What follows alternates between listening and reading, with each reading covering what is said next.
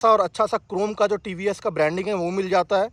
सब fuel indicator का जो बात है दोस्तों कि वो जो फ्यूल इंडिकेटर है वो कभी भी ठीक, जो आपका स्मार्ट सिस्टम है वो सिस्टम जब डिटेक्ट करता है कि गाड़ी सिर्फ स्कूटर को स्टार्ट करने का ही काम नहीं करती है, और भी एक बहुत बड़ा जो इसमें जो कौन है वो मैं आपको बताना है। आपने ये जो स्कूटी है ये इसका यही सबसे बड़ा प्रॉब्लम है, और कोई प्रॉब्लम मुझे अभी तक कोई फेस नहीं हुई है।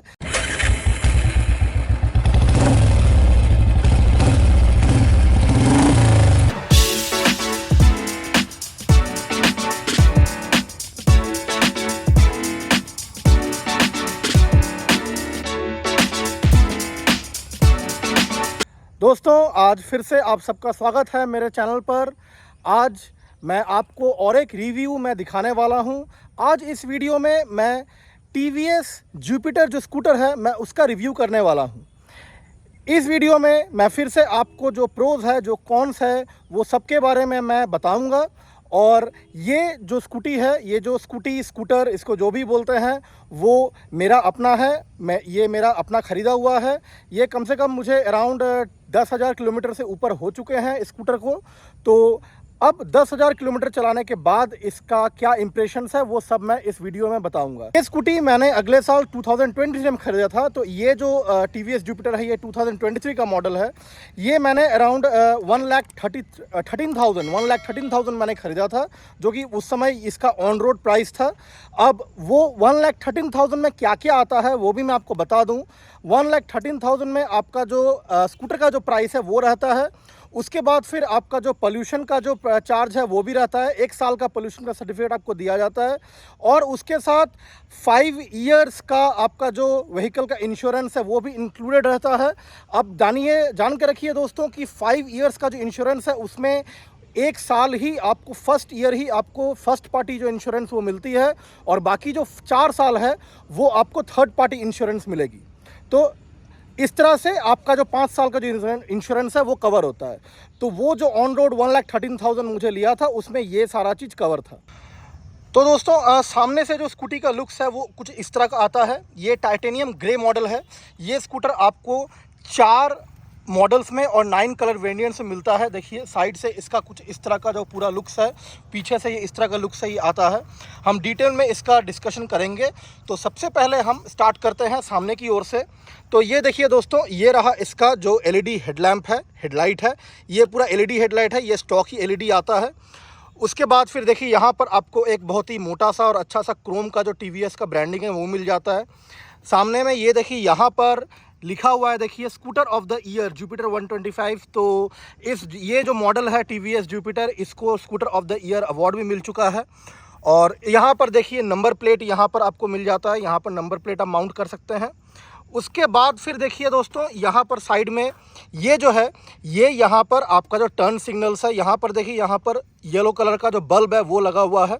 जो इसका इंडिकेटर है वो लेकिन बल्ब में आपको मिलेगा। यहाँ पर देखिए साइड में भी इस तरह का यहाँ पर लेफ़्ट जो बल्ब दिया हुआ इंडिकेटर वो यहाँ पर है, और राइट वाला बल्ब इंडिकेटर यहाँ पर है।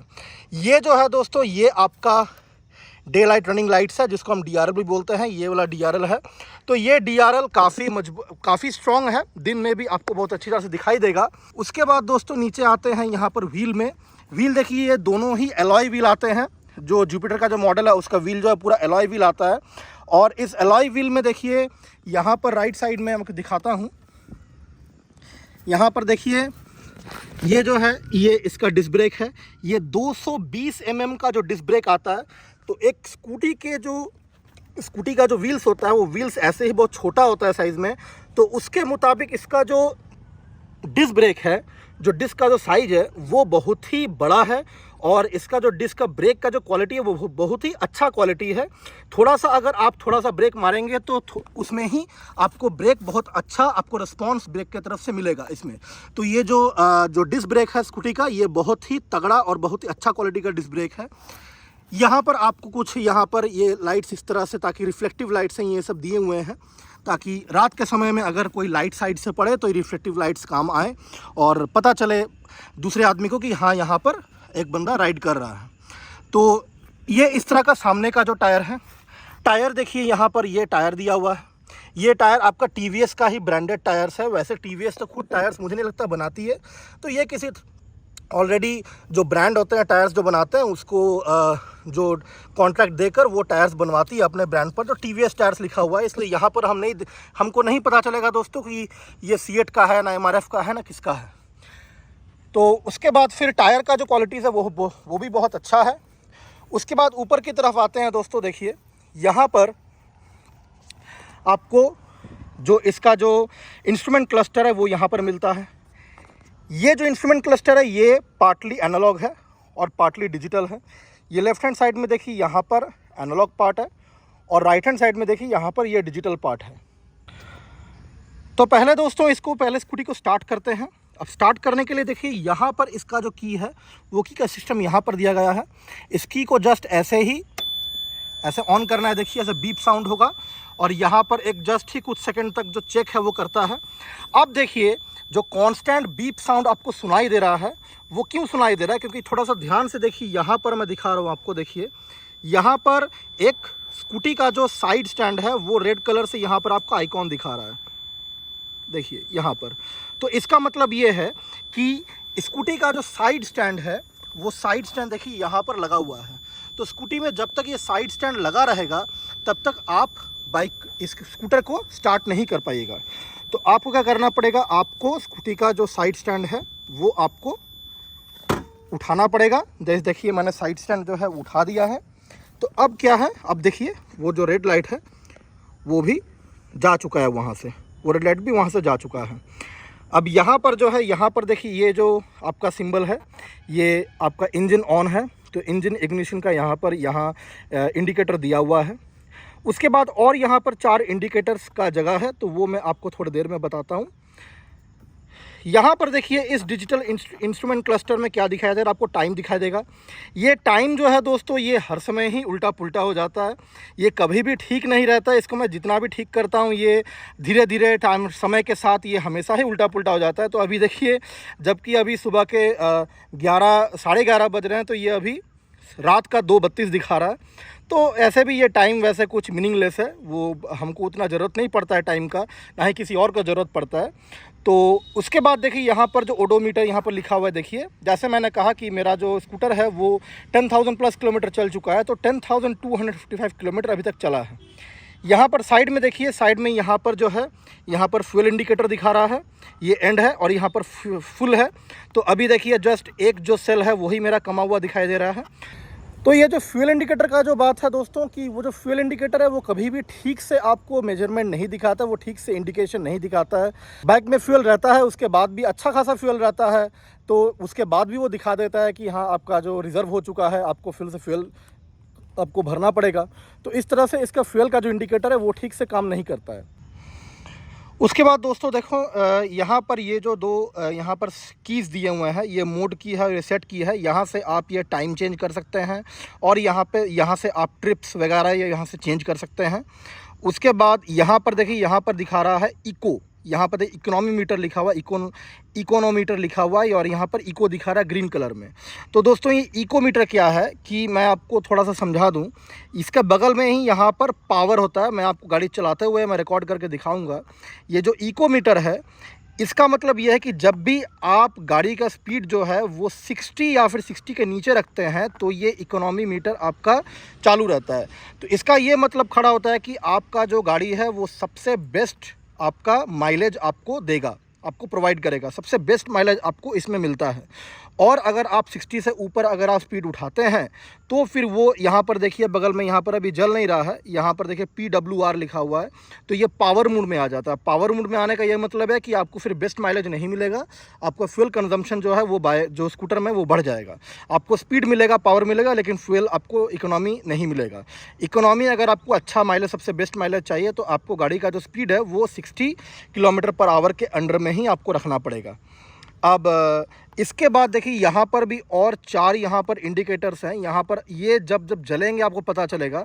जैसे ये जो इंडिकेटर लास्ट वाला यहाँ पर ये है फ्यूल आपका जो रिज़र्व हो जाता है, जब आपका फ्यूल भरने का जब टाइम आता है, लो हो जाता है, तब ये इंडिकेटर दिखाता है। लो फ्यूल जो इंडिकेटर है वो यहाँ पर दिखाता है। यहाँ पर जो है ये आपका जो कॉशन का जो सिंबल है वो कॉशन का सिंबल यहाँ पर दिखाता है। ये कॉशन का सिंबल तब जलता है जब भी समझ लीजिए आपका गाड़ी ठीक से स्टार्ट नहीं हुआ, या फिर जो इसका जो ऑन बोर्ड जो आपका स्मार्ट सिस्टम है वो सिस्टम जब डिटेक्ट करता है कि गाड़ी ठीक से स्टार्ट नहीं हुआ, या फिर कोई भी अगर प्रॉब्लम है किसी हार्डवेयर में, तो ये कॉशन का जो लाइट है वो जल जाता है। अभी तो कोई प्रॉब्लम डिटेक्ट नहीं हुआ है इसलिए ये नहीं जल रहा है, तो ये उसी समय जलता है। इसको मैं जानबूझकर मैं नहीं चला पाऊँगा। अब दोस्तों इस स्कूटर का जो स्पीड लिमिट है देखिए वो तो 120 तक यहाँ पर दिया हुआ है, लेकिन मैंने पर्सनली इसको 70 के ऊपर कभी नहीं उठाया, क्योंकि ये स्कूटी चलाने का मेरा यही मकसद है कि मुझे फ्यूल एफिशिएंट मुझे इसमें आउटपुट मिले। तो 60 के ऊपर, जैसे मैंने कहा कि 60 के ऊपर अगर चलाएगा तो आपको पावर आउटपुट मिलेगा, फ्यूल में इकोनॉमी आपको नहीं मिलेगी। तो मैं 60 के नीचे ही हमेशा चलाया हूँ, तो इसलिए इसका जो मैक्सिमम स्पीड है वो मैं 70 तक ही उठाया हूँ। अब 100 तक उठता है कि नहीं वो मुझे नहीं पता है। आप अगर कोई चलाए हैं, आप अगर इसको उठाए हैं इतना स्पीड तक, तो प्लीज़ मुझे कमेंट्स में बताइए। तो दोस्तों देखिए, जैसे ये वाला जो है, ये जो इंडिकेटर है मैं आपको बता रहा था उस समय, ये indicator high beam low beam का। जब भी मैं देखिए इस लो बीम ये जब मैं सिलेक्ट करता हूँ तो ये इंडिकेटर नहीं जलता है, और जब ये हाई बीम मैं इसको ऑन करता हूँ तो ये इंडिकेटर जलेगा। आपको हाई बीम और लो बीम है कि नहीं इसके बारे में आपको इन्फॉर्मेशन देगा। लेफ़्ट साइड में देखिए दोस्तों, यहाँ पर ये जो है ये आपका जस्ट ये हैंडल बार है, यहाँ पर ये कुछ वैसे काम नहीं करता है। ये वाला जो है ये वाला क्लच है, और ये देखिए यहाँ पर आपको चोक जो है वो चोक मिल जाता है आपको। और उसके बाद फिर ये जो है ये आपका लो बीम है। बाय डिफ़ॉल्ट ये लो बीम मेरा किया हुआ है, ऐसे प्रेस करते हैं तो हाई बीम हो जाता है। और अगर आप ऐसे ऐसे प्रेस करेंगे तो आपका जो लो बीम हाई बीम जो डिपर है वो डिपर काम करता है। उसके बाद फिर नीचे देखिए यहाँ पर आपका इंडिकेटर्स है। ये इंडिकेटर्स आप लेफ़्ट कर सकते हैं, राइट कर सकते हैं, और मिडिल में करने से आपका इंडिकेटर बंद हो जाता है। ये आपका यहाँ पर हॉर्न का जो है वो हॉर्न का यहाँ पर बटन स्विच दिया हुआ है। उसके बाद फिर राइट साइड में देखें दोस्तों, राइट साइड में जो है ये आपका एक्सीलेटर है, और ये आपका फ्रंट ब्रेक यहाँ पर दिया हुआ है। यहाँ पर देखिए दोस्तों, यहाँ पर ये जो है ये आपका स्टार्ट जो की है, यहाँ से आप स्कूटी को स्टार्ट कर सकते हैं। लेकिन स्कूटी को स्टार्ट करने के समय आपको क्या करना पड़ेगा, आपको थोड़ा सा जस्ट हल्का सा क्लच ये प्रेस कर रखना पड़ेगा, और फिर इसको जस्ट 1 सेकंड के लिए जस्ट ऐसे प्रेस करना है। ऐसे नहीं कि इसको प्रेस करके रख देना है, वैसा कुछ नहीं, जस्ट प्रेस करके छोड़ देना है, तो वो ऑटोमेटिक स्कूटी स्टार्ट हो जाएगी। अब दोस्तों ये जो है इसका मैं आपको काम बताता हूँ। देखिए मैं थोड़ा सा स्टार्ट करता हूँ पहले स्कूटी को। साइड स्टैंड जो है मुझे उठा देना पड़ेगा, नहीं तो ये बीप बजता ही रहेगा। ठहरिए, अब देखते हैं। देखिए यहाँ पर ये जो स्विच है इसका क्या काम है। ये स्विच क्या करती है, जब मैं इसको ये अभी ऑफ मोड में जब मैं ऑन करता हूँ तो देखिए यहाँ पर इंस्ट्रूमेंट क्लस्टर में देखिए यहाँ पर ये जो ए है वो वाला चालू होता है। ये देखिए यहाँ पर, तो ये आपका कॉन्स्टेंटली कब चालू रहेगा, जब आप गाड़ी चलाइएगा, जब आप स्कूटर को चला रहे हैं। तो इसका काम ये है कि जब भी आप समझ लीजिए जो आपका जब स्टॉप आता है कहीं पर, आप सिग्नल है, ट्रैफिक सिग्नल में खड़े हैं, तो ये क्या करता है, ये अगर आपका ऑन रहेगा तो आपका जो स्कूटर है वो ऑटोमेटिक ही अराउंड 5 सेकंड्स के बाद आपका बंद हो जाता है। आपका जो फ्यूल है, फ्यूल कंजम्पशन को बचाने के लिए, अच्छा फ्यूल का इकोनॉमी देने के लिए ये जो है ये ऑटोमेटिक बंद हो जाता है आपका स्कूटर। उसके बाद फिर आपको अगर स्कूटर फिर से स्टार्ट करना है जब आपका ट्रैफिक सिग्नल ग्रीन हो जाता है, तो आपके पास 2 ऑप्शंस हैं। एक ऑप्शन है कि आप ये वाला ऐसे प्रेस करके फिर से स्टार्ट करिए जैसे नॉर्मली आप स्कूटर स्टार्ट करते हैं, और एक सेकंड ऑप्शन है कि आपके स्कूटर को आप की से बंद मत करिए, आपको ऐसे ही रहने दीजिए। आप जस्ट ऐसे इसको प्रेस करिए पूरा फुल, जो इसका एक्सीलेटर है वो आपको फुल ऐसे प्रेस करना है, ऐसे पूरा ही घुमा देना है।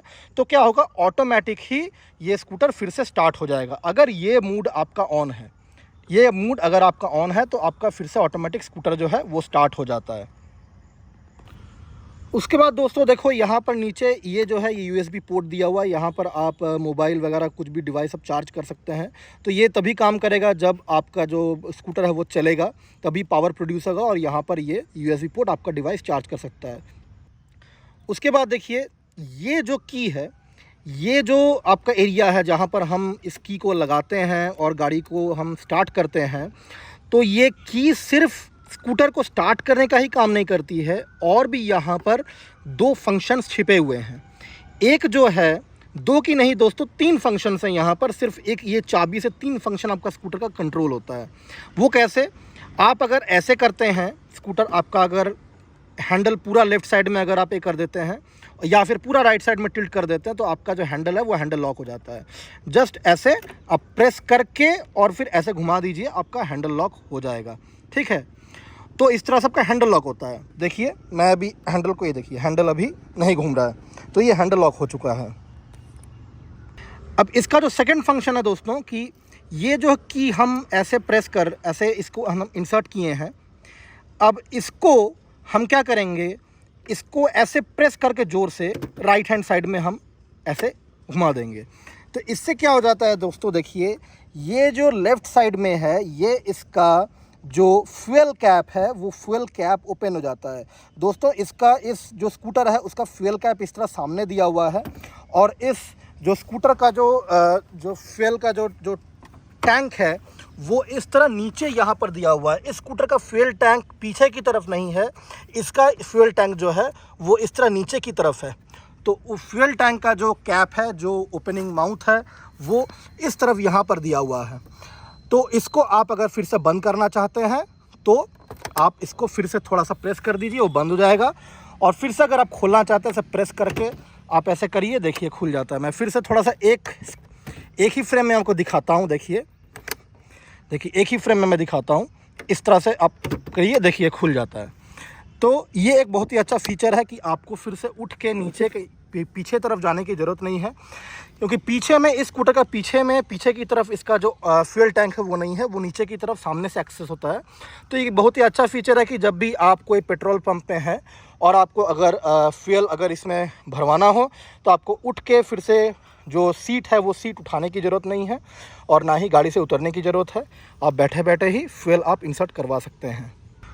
अब देखिए ये जो फ्यूल जो कैप है वो सामने होने का एक डिसएडवांटेज भी है, क्योंकि जब इसको हम ओपन करते हैं और जब फ्यूल इसमें डाला जाता है तो ये जो नीचे तरफ है इसका नीचे की तरफ तक पूरा विजिबल नहीं है। जो सेक्शन 2 है, जैसे दूसरे बाइक्स में होता है या फिर स्कूटी में होता है कि पूरा टैंक जो है ऊपर से विजिबल होता है।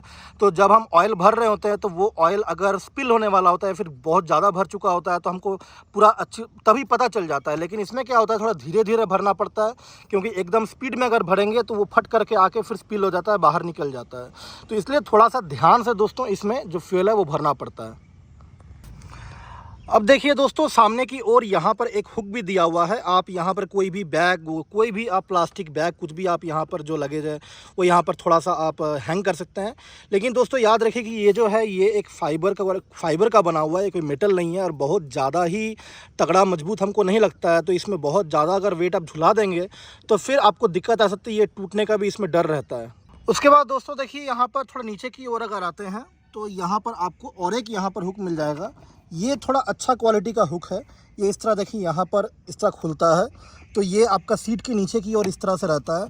लेकिन दोस्तों ये मुझे लगता है कि ये जो हुक है ये एकदम बेकार ही दिया हुआ है, क्योंकि देखिए यहाँ पर जो हाइट है ये हाइट बहुत ज़्यादा कुछ नहीं है। तो यहाँ पर अगर आप कोई लंबा कोई बड़ा अगर कोई बैग अगर आप झुलाना चाहते हैं तो वो तो ऐसे आपके पैरों में लगेगा, यहाँ पर ऐसे गिरा हुआ रहेगा। तो ये तो हैंगिंग पोजीशन में रहेगा ही नहीं, क्योंकि ये हाइट ही बहुत कम है। तो यहाँ पर आप कोई छोटा मोटा सा पैकेट ही आप यहाँ पर झुला पाएंगे, क्योंकि ये एकदम ही ज़्यादा कन्वीनियंट नहीं है। और आप यहाँ पर झुलाएंगे भी तो आपको पैरों में हमेशा लगता रहेगा। तो ये आप यूज़ कर सकते हैं, लेकिन हमको नहीं लगता है कि ये जो यहाँ पर हैंगिंग जो यहाँ पर दिया हुआ है ये कोई काम का ज़्यादा आता है। मेरा तो काम आता नहीं है दोस्तों, मैं तो कभी इसको यूज़ करता ही नहीं हूँ। मैं ज़्यादा ज़रूरत पड़ता है तो मैं इसको यूज़ करता हूँ, या फिर जो मेरा जो सीट का अंडर सीट स्टोरेज है उसको यूज़ करता हूँ। तो चलिए दोस्तों पहले हम अंडर सीट स्टोरेज के बारे में अब फाइनली हम देख लेते हैं कि अंडर सीट स्टोरेज कैसे काम करता है। तो फिर से आ जाते हैं यहाँ पर, जैसे मैंने पहले जो फंक्शन बताया कि हैंडल लॉक करने का फंक्शन है और जो फ्यूल कैप है उसको ओपन करने का फंक्शन है। अब जो तीसरा जो फंक्शन है दोस्तों, देखिए ये क्या करना है, ये आप ऐसे जस्ट इंसर्ट करिए और इसको जस्ट ऐसे एक बार प्रेस करिए। ऐसे करने से क्या होता है दोस्तों, यहाँ से आप दोस्तों इसको इस तरह से खोल सकते हैं। ये देखिए दोस्तों, ये इतना बड़ा आपको पूरा स्पेस मिल जाता है। ये 33 लीटर का आपको अंडर सीट स्टोरेज मिलता है। तो मैं ये बात आपको बता दूं दोस्तों कि कोई भी ब्रांड का हो, कोई भी कंपनी का, कोई भी मॉडल का स्कूटर में इतना बड़ा स्टोरेज स्पेस आपको अंडर सीट स्टोरेज स्पेस नहीं मिलता है दोस्तों। ये मैं दावे के साथ कह सकता हूँ, आप इंटरनेट में सर्च कर लीजिए, 33 लीटर का स्टोरेज स्पेस आपको नहीं मिलता है। कोई भी आपका स्कूटर हो आपको 18 लीटर 20 लीटर का जस्ट मैक्सिमम 20 लीटर तक मिलेगा, मे बी 25 तक, लेकिन इतना ज़्यादा नहीं मिलता है। ये जो स्टोरेज स्पेस है दोस्तों, यहाँ पर आप 2 स्टैंडर्ड साइज़ आप हेलमेट आराम से रख सकते हैं। और यही कारण है कि ये जो स्टोरेज स्पेस इतना बड़ा दिया हुआ है, इसी कारण से जो फ्यूल टैंक है वो फ्यूल टैंक जो है वो नीचे की ओर कर दिया गया है। क्योंकि अगर जैसे नॉर्मल जो स्कूटर्स है उनका फ्यूल टैंक जो पीछे की तरफ रहता है, अगर पीछे में अगर फ्यूल टैंक रहता तो फिर ये जो अंडर सीट स्टोरेज है वो आपको इतना बड़ा नहीं मिलता। तो देखिए यहाँ पर ये जो है ये फर्स्ट एड किट जो छोटा सा, ये आपको उसी समय स्कूटी खरीदते हुए ही मिलता है। ये आपका कुछ जो यहाँ पर मैं दिखाता हूँ, खोल के देखिए। यहाँ पर ये देखिए दोस्तों, इसमें कुछ आपका रेंच वगैरह कुछ टूल्स दिया हुआ है, जिससे आप स्कूटी में कभी भी कुछ भी होता है तो आप उसको इस्तेमाल कर सकते हैं इस टूल के हेल्प से। तो जस्ट 1 या 2 ही टूल्स दिया हुआ है, ज़्यादा टूल्स नहीं है। तो इसको हम यहाँ पर रख देते हैं, इसको लगा देते हैं। ये ऐसे स्कूटी के अंडर सीट स्टोरेज में मेरा रखा रहता है। वैसे तो अभी तक कुछ काम ज़्यादा आया नहीं, लेकिन क्या पता बाद में कभी काम आ जाए। तो यहाँ पर ये जो एक कॉटन क्लॉथ है वो भी मैंने रखा है यहाँ पर, ताकि कभी भी कुछ साफ़ करना हो तो मैं इसको इस्तेमाल कर पाऊँ। इस तरफ देखिए दोस्तों, जो सीट है वो आपका नीचे से इस तरह से दिखता है। देखिए यहाँ पर 2 सर्कल इस तरह के दिए गए हैं। ये शेप्स इसलिए दिए गए हैं ताकि अगर आप 2 हेलमेट रखते हैं तो उसका जो शेप है वो इसके साथ अलाइन हो और आप इजीली 2 हेलमेट आप रख पाएँ। तो ये रहा अंडर सीट स्टोरेज का जो कैपेसिटी है। अब इसको यहाँ पर ऐसे आप जस्ट ऊपर रख, तो देखिए नीचे की तरफ यहाँ पर ये जो फ्लैप है, लेदर फ्लैप है, ये आपको बाहर से लगवाना पड़ेगा। ये शोरूम से लगा हुआ आपको जब स्कूटी खरीदते हैं तब लगा हुआ नहीं मिलेगा।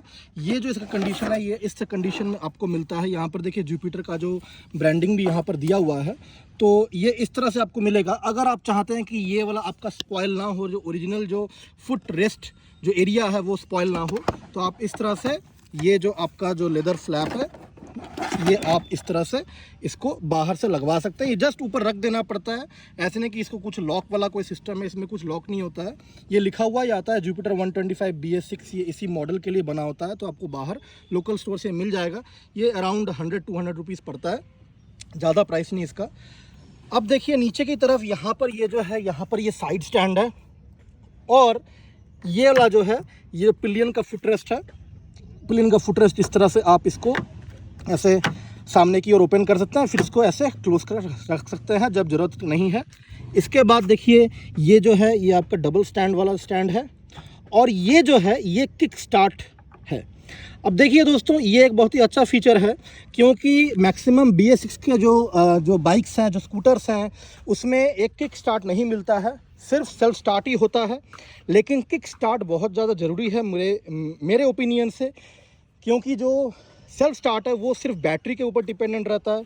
अगर कहीं आपका बैटरी ख़राब हो गया या फिर चार्ज नहीं रहा तो आपका किक स्टार्ट जो है वो जो आपका जो सेल्फ स्टार्ट है वो काम नहीं करेगा। और उस समय ये जो किक स्टार्ट है ये बहुत हेल्पफुल होता है बाइक को या फिर स्कूटर को स्टार्ट करने में। अब ये फॉर्चुनेटली इस स्कूटर में। उसके बाद देखिए दोस्तों, यहाँ पर ये जो है ये साइड फुटरेस्ट है। यहाँ पर अगर आप कोई भी हमारे जो बहनें हैं, जो माताएं हैं, वो अगर साइड फॉर्म में अगर साइड स्टेप करके बैठती हैं तो इसका ऊपर यहाँ पर ये अपना फुट रख सकती हैं। उसके बाद फिर यहाँ पर देखिए, यहाँ पर आपको जुपिटर का ये बहुत ही अच्छा सा क्रोम का फिनिश का आपको ब्रांडिंग 125 सीसी का यहाँ पर जो ब्रांडिंग है वो मिल जाएगा। और उसके बाद फिर देखिए यहाँ पर ये स्पॉयलर टाइप का यहाँ पर स्पॉयलर दिया हुआ है, और ये आपका आप हाथ से पकड़ भी सकते हैं, पीछे जो भी बैठा वो इसको पकड़ के भी बैठ सकता है, वो काम में भी ये आ सकता है।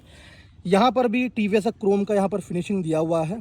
और ये पीछे की ओर ये जो रेड लाइट है, यहाँ पर भी रेड DRLs, ये जो साइड में देखिए यहाँ पर ये जो साइड में रेड DRLs यहाँ पर दिए हुए हैं, और अंदर की तरफ जो रेड बल्ब है वो भी है। और ये देखिए फिर से जो आपका बल्ब जो इंडिकेटर्स है वो राइट और लेफ़्ट साइड में यहाँ पर दिया हुआ है। तो वैसा कुछ ज़्यादा बहुत ही ज़्यादा एडवांस कुछ नहीं है, जस्ट नॉर्मल जो स्कूटर में जैसे लाइट्स आता है वैसे ही है। इसके बाद देखिए यहाँ पर नंबर प्लेट्स है, और जस्ट यहाँ पर नंबर प्लेट जो कि ये जो मेरा जो यहाँ पर जो डीलर है वो डीलर का ब्रांडिंग के साथ जो नंबर प्लेट आता है वो लगा हुआ है। इसके बाद राइट साइड में देखिए दोस्तों, राइट साइड में भी आपको ये जो जुपिटर का जो क्रोम का जो ये फिनिशिंग है ये भी मिल जाएगा आपको, क्रोम का जो ब्रांडिंग है, और ज़्यादा कुछ नहीं है। ये आपका एग्जॉस्ट है, जो स्कूटर का जो एग्जॉस्ट है यहाँ पर कुछ क्रोम फिनिश दिया हुआ है ताकि देखने में थोड़ा अच्छा लगे, वैसा कुछ इसका कुछ परफॉर्मेंस में कुछ इफेक्ट नहीं है। और राइट साइड में भी देखिए ये फुटरेस्ट है, जो पिलियन का फुटरेस्ट है वो यहाँ पर रखा हुआ है। यहाँ पर थोड़ा सा क्रोम का एक अच्छा सा फिनिश दिया हुआ है, देखने में अच्छा लगता है इससे, और ज़्यादा कुछ इसमें साइड से कुछ देखने लायक ज़्यादा कुछ नहीं है दोस्तों। सामने की ओर फिर से हम देखते हैं कि ये जो आपका जो हैंडल है, ये हैंडल बार्स, ये ग्रिप मैंने बाहर से लगवाया है, ये लगा हुआ आपको नहीं मिलता है। तो वीडियो में आप जैसे देख रहे हैं कि इस तरह का ये थोड़ा सा वेलक्रो टाइप का जो दिया हुआ है डॉटेड जो ग्रिप है, हैंड ग्रिप, ये आपको बाहर से लगवाना पड़ेगा। और आपका यहाँ देखिए ये जो रियर व्यू मिरर्स है, ये काफ़ी अच्छे रिव्यू मिरर्स है। ये आपका जो जैसे मीटियोर का जो वीडियो था उसमें मैंने बताया था कि उसका रियर व्यू मिरर तो एकदम ही बकवास है, लेकिन इसका रियर व्यू मिरर अच्छा है, उतना ज़्यादा वाइब्रेशन नहीं होता है और क्लियरली आपको पता चलेगा कि कौन पीछे से आ रहा है नहीं आ रहा है। वैसे ही राइट हैंड साइड में जो रियर व्यू मिरर है वो भी काफ़ी अच्छे क्वालिटी का है, पीछे से भी देख लेते हैं। देखिए रियर व्यू मिरर में भी इस तरह का एक क्रोम का जो फिनिशिंग है वो दिया हुआ है पीछे से, और जो राइट हैंड साइड का रियर व्यू मिरर है उसमें भी क्रोम का फिनिशिंग दिया हुआ है। तो रियर व्यू मिरर अच्छा क्वालिटी का है, हेडलाइट भी अच्छा क्वालिटी है, जो इसका जो इंडिकेटर्स हैं वो भी अच्छे क्वालिटी के हैं। तो दोस्तों बहुत गर्मी है आज को, इसलिए देखिए मैं पूरा पसीना पसीना हो चुका हूँ वीडियो बनाते हुए। तो अराउंड 44 डिग्री सेंटीग्रेड टेम्परेचर है अभी इस समय इस प्लेस में, तो बहुत ही ज़्यादा गर्मी है। तो लेकिन फिर भी जो वीडियो बनाना है और वीडियो बनाने का जो एंथुसियाज़म है वो कम कभी नहीं होता है, चाहे जितना भी गर्मी हो ठंड हो, तो इसलिए वीडियो तो बनाना ही है यारों। तो अब जो बात मैं बोलना चाहता हूँ कि जो इसका फ्यूल टैंक कैपेसिटी है दोस्तों वो अराउंड 5.2 लीटर्स ऐसे है। आपको जो बुकलेट है उसमें 5.5 लीटर लिखा हुआ मिलेगा। कंपनी के जो ऑनलाइन वेबसाइट है उसमें स्पेसिफिकेशन में आपको 5.2 लीटर्स 1 लीटर से लिखा हुआ मिलता है, लेकिन अराउंड 5 लीटर का इसका फ्यूल टैंक कैपेसिटी है। अब उस 5 लीटर में देखिए दोस्तों 1.5 लीटर्स इसका जो मैनुअल आता है उस मैनुअल में लिखा हुआ है कि 1.5 लीटर्स दोस्तों आपको क्या करना है, आपको ऐसे ही रख देना है। क्योंकि जैसे मैंने पहले अपने मीटियोर के रिव्यू में कहा था कि जो इसका फ्यूल इंजेक्शन का जो आपका जो मशीन होता है वो अगर पूरी जो फ्यूल में डिप नहीं रहता, उसमें अगर एयर अगर घुस जाता है किसी भी तरह से, आपका ऑयल जो फ्यूल लेवल है वो बहुत नीचे चला जाता है, तो फिर आपका वो फ्यूल इंजेक्शन का जो मशीन है वो ख़राब हो सकता है, ख़राब होने का चांसेस रहता है, जो कि बहुत कॉस्टली होता है। तो ये अवॉइड करने के लिए आपको हमेशा ही 1.5 लीटर्स मिनिमम फ्यूल रख देना पड़ता है। तो इसलिए अगर हम देखने जाएं तो इफ़ेक्टिवली आपको 3.5 लीटर का ही जो कैपेसिटी है वो आपको इफ़ेक्टिव यूसेज आप कर पाइएगा। और इसका जो माइलेज है दोस्तों वो मैं आपको क्या ही बताऊं कि माइलेज एकदम ज़बरदस्त माइलेज है। और भी बहुत सारे स्कूटर्स हैं मैंने चलाए हैं, लेकिन इस स्कूटर का जो माइलेज है वो बहुत ज़बरदस्त है। इस स्कूटर का माइलेज आपको दोस्तों अराउंड 55 तो एवरेज मिलता ही है, 55 एवरेज मिलता ही है। अगर आप हाईवे में चलाते हैं तो 58-59 तक एवरेज मिल जाता है। हाईएस्ट मुझे 63 किलोमीटर पर लीटर का भी माइलेज इसमें मिल चुका है दोस्तों। तो अगर आपको कोई स्कूटी चाहिए जो कि आप एवरीडे यूसेज में अगर आप लगाना चाहते हों, और अगर लोकल एरिया में अगर आप जॉब करते हैं, कहीं भी करते हैं, कहीं भी काम करते हैं, आपका बिज़नेस है, लोकल एरिया में अगर आप यूज़ करना चाहते हैं दोस्तों, तो ये जो स्कूटर है, इस स्कूटर का जो माइलेज है वो सबसे बेस्ट है। आप ये स्कूटर ज़रूर ख़रीदिए। माइलेज स्पेसिफिक अगर आपको रिक्वायरमेंट है तो आप ये स्कूटर ज़रूर ख़रीदिए। मैं आपको दावे के साथ बोल सकता हूँ कि आपको अराउंड 54 से 55 किलोमीटर पर लीटर माइलेज तो मिलेगा ही मिलेगा। दोस्तों एक बहुत बड़ा जो इसमें जो कॉन है वो मैं आपको बताना चाहता हूँ। जो इसका सबसे बड़ा कॉन है, ये सोच समझकर ही आप इस गाड़ी को ख़रीदिएगा। पता नहीं जो न्यूअर मॉडल है उस न्यूअर मॉडल में ये कॉन फिर से है कि नहीं, लेकिन इस पर्टिकुलर स्कूटी में, इस पर्टिकुलर मॉडल में, इस स्कूटी में जो मेरा मॉडल है इसमें बहुत बड़ा एक कॉन है, वो कि इसका जो स्टार्टिंग प्रॉब्लम है। मैं दिखाता हूँ आपको कि क्या प्रॉब्लम होता है। कौन ये है दोस्तों कि जब इस बाइक को हम सेल्फ स्टार्ट करते हैं तो मैक्सिमम टाइम क्या होता है। मैक्सिमम टाइम मैं आपको दिखाता हूँ, आप थोड़ा ध्यान रखिए। ये मुझे भी पता नहीं कब ये होगा नहीं होगा। ये जो सेल्फ स्टार्ट है कभी कभी काम करता है, नहीं करता है। देखिए ये जो कॉशन वाला जो है, जो सिंबल जैसे आया था, वो कॉशन वाला सिंबल हमेशा आ जाता है और 10 आउट ऑफ 20 टाइम्स ये स्कूटी सेल्फ स्टार्ट नहीं होती है। मैं ठहरिए, मैं आपको दिखाता हूँ कि इसको किस तरह से करना है। देखिए जैसे क्या हुआ, देखिए अभी देखिए ये एरर दिखा दिया 300 EO3। देखिए ये स्कूटी मैंने सेल्फ स्टार्ट दिया, सेल्फ स्टार्ट से स्टार्ट नहीं हुआ। और देखिए यहाँ पर देखिए क्या हो रहा है, यहाँ पर एक कॉशन का जो सिंबल है वो यहाँ पर जल चुका है। अब ये स्कूटी क्या होता है, स्कूटी सेल्फ स्टार्ट से स्टार्ट नहीं होता है। मैं कितनी बार भी ट्राई करूँ, इसको फिर ऐसे बंद कर देना है, फिर से चालू करना है। चालू करने के बाद भी देखिए दोस्तों, यहाँ पर ये जो कॉशन का सिंबल है अब ये लगा ही रहेगा। इसका कोई स्पेसिफिक टाइम नहीं है कि कब तक ये कॉशन का सिंबल यहाँ पर दिखाता है। और फिर मैं आपको स्टार्ट करने की कोशिश करता हूँ। देखिए फिर से स्टार्ट नहीं हो रहा है, ये इसी तरह का एरर कोड दिखाता है। ये कभी कभी स्टार्ट हो जाता है, कभी कभी स्टार्ट नहीं होता है। तो दोस्तों देखा आपने, ये जो स्कूटी है ये इसका यही सबसे बड़ा प्रॉब्लम है। और कोई प्रॉब्लम मुझे अभी तक कोई फेस नहीं हुई है। ये सबसे बड़ा कौन है स्कूटी का कि जो इसका स्टार्टिंग प्रॉब्लम है, ये कभी कभी ये कोई कोई जादू है जैसे, ये मुझे भी नहीं पता रहता है कब वो स्टार्ट होगी कब नहीं होगी। ये बहुत ही बड़ा एक डाइस गेम का तरह, एक जुआ का तरह हो जाता है कि अभी स्टार्ट हो या ना हो। तो किक से फिर स्टार्ट हो जाती है, लेकिन स्टार्ट जो सेल्फ स्टार्ट है, सेल्फ स्टार्ट से स्टार्ट होने में बहुत प्रॉब्लम करती है। मेरा जो थर्ड सर्विसिंग है वो कंप्लीट हो चुका है अभी तक। तो मैं थर्ड सर्विसिंग में भी, मैं जो फर्स्ट सेकंड तीनों सर्विसिंग था, तीनों सर्विसिंग में मैंने दिखाया है। उन लोग ने क्या पता क्या ठीक किया नहीं किया, लेकिन फिर भी ये जो स्टार्टिंग वाला प्रॉब्लम है परसिस्ट करता रहता है। ये हमेशा हो जाता है। सर्विसिंग के बाद कुछ दिन ठीक चलता है, उसके बाद फिर वही प्रॉब्लम हो जाता है। तो मैं तो तंग आ चुका हूँ इस प्रॉब्लम से। लेकिन इसका जो स्कूटी का जो माइलेज है, वो माइलेज के वजह से ही मैं अभी भी स्कूटी को रखा हुआ हूँ, क्योंकि इस तरह का माइलेज अभी मिलना बहुत मुश्किल है। हाँ, एक ही बार अगर आप 100 सीसी के जो बाइक्स है वो ख़रीदते हैं तो आपको मिल जाएगा वैसा माइलेज, इससे बेहतर माइलेज मिलेगा। लेकिन स्कूटर्स में इस तरह का माइलेज मिलना बहुत ही कम सिनेरियोज़ में आते हैं। बहुत ही कम ऐसे स्कूटर्स मॉडल है जो इतना अच्छा आपको माइलेज मिलता है।